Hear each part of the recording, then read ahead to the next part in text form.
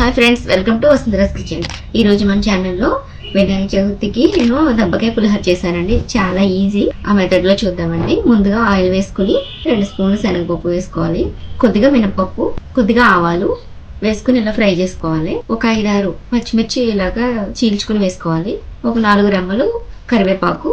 ఇవి ఇలా ఫ్రై అవుతూ ఉంటాయి. ఇప్పుడు దబ్బకాయ ఏదైతే ఉందో ఇలా కట్ చేసుకుని మనం బత్తాయి జ్యూస్ తీసుకుంటాం కదా, అలా జ్యూస్ తీసేసుకోవాలి. మొత్తం ఇలా అయితే చాలా చక్కగా వచ్చేస్తుంది మొత్తం జ్యూస్ అంతా.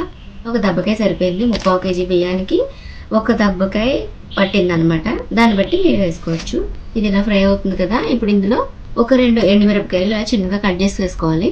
ఇప్పుడు పసుపు వేసుకోవాలి. పసుపు కొంచెం ఎక్కువే వేసుకుంటేనే పులిహోరకి టేస్ట్ బాగుంటుంది. కలర్ చూడటానికి కూడా చాలా బాగుంటుంది.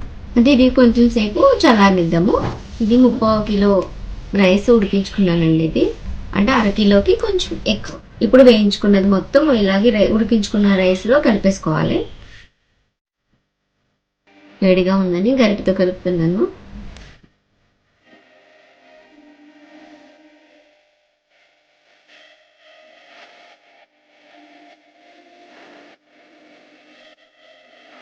ఇప్పుడు సాల్ట్ వేసుకోవాలి.